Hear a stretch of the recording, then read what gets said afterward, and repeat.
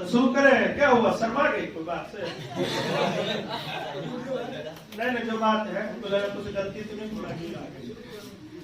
तो देखो करते हैं, स्टार्ट कर दो। स्टार्ट है आज, स्टार्ट है कब से स्टार्ट हो गया। तो मेरे प्यारे बच्चे, आज का सेशन में कंटिन्यू हम लोग परसेंटेज सेक्शन पे बात कर पा रहे हैं। परसेंटेज में अभी जो शुरुआत का एक ही परसेंटेज का मान पे आधारित 2-3 क्वेश्चन जो बन पा रहा है, मौलिक पर वृद्धि पे आधारित, वो हम डिस्कस कर पा रहे हैं। छोटा सा क्लिप रहता है ताकि बच्चे के लिए डिटेल में शॉर्टकट ट्रिक से भी बात हम कर पा रहे हैं। तो उम्मीद करेंगे कि ये भी वीडियो आप लोग के लिए बड़ा ही हेल्पफुल रहेगा।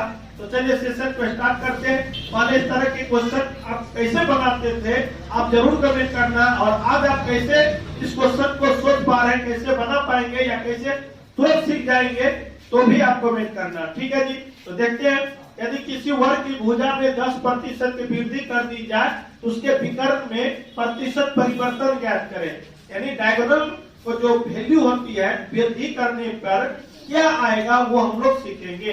पहले तो हमने कहा था कि डिटेल बात करेंगे।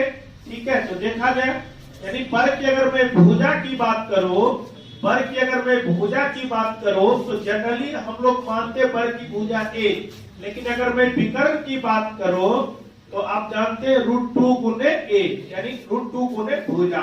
अगर मैं नया भुजा की बात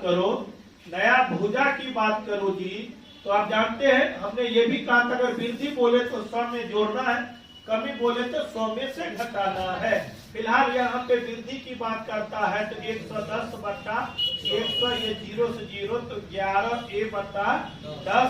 अगर मैं फिर से विकर्ण की बात करूं तो यहीं पे मैं विकर्ण लिख दूं तो √2 गुने भुजा, तो ये 2 तो लिखाएगा ही, और नया भुजा आपका क्या आ जाएगा जानते हैं 11a/10। तो ये कंप्लीट जो है ये 11a√2, या चाहे तो ये a को यहाँ पे चिपका दे, जैसे एक सेकेंड 11√2a बटा में कितना, यहाँ से ये पता चलेगा कि आखिर बदलाव हुआ कितना। यहाँ पे ओनली √2a है, यहाँ पे भी देखिए √2a है, परिवर्तन हुआ 11 बटा कितना जी 10 का। ये नया चीज इसमें है, तो हम कह सकते हैं वृद्धि। और वैसे भी याद रखेंगे अगर यहाँ पे वृद्धि की बात करेगा तो वृद्धि ही होगी, और कमी की बात करेगा तो कमी ही। इतनी बात याद रखिएगा। ठीक है जी। तो हम कह सकते हैं वृद्धि, ठीक है, 11 × √2a बटा 10 में से, ठीक है, 2a/1। अब जैसे कि जानते हैं अगर बट्टा में कोई मान है, कोई संख्या पूर्णांक है, इंटीजर है, अगर बट्टा में कुछ न हो तो हम लोग क्या मान लेते हैं 1 मान लेते हैं। ठीक है जी। तो यहाँ पे हम कह सकते हैं 10, ये हो गया 11, 2a - 10 √2a। अगर मैं इसको सब्ट्रैक्ट करूं तो 1 × √2a बटा कितना हो गया 10। ये हो वृद्धि। अगर मैं वृद्धि प्रतिशत की बात करूं, तो वृद्धि यानी 1√2a बटा 10 गुने 100, और बटा में प्रारंभिक विकर्ण कितना जी, प्रारंभिक विकर्ण तो √2a, ये कैंसिल हो गया, 10 से 10 कैंसिल हो गया, तो कितने प्रतिशत की वृद्धि, तो एल वही आया। तो हम फिर से इसको शॉर्टकट में जो बात होती है आम भाषा में वो डिस्कस कर पाएंगे। अगर प्रश्न में मेरी बात को फिर से सुनिए, जो बच्चे आप लिखना चाहे लिखते भी रहिए। अगर वर्ग के विकर्ण की बात करता हो चाहे वर्ग की परिमाण की बात करता हो, तो ये दोनों बात में याद रखना, जितना की वृद्धि बोले या जितना प्रतिशत की कमी बोले, आंसर एज इट इज वही होगा। ये क्यों हुआ, तो हमने ये सारे वीडियो को डिटेल में भी देखा, शॉर्टकट में भी देखा। ठीक है जी।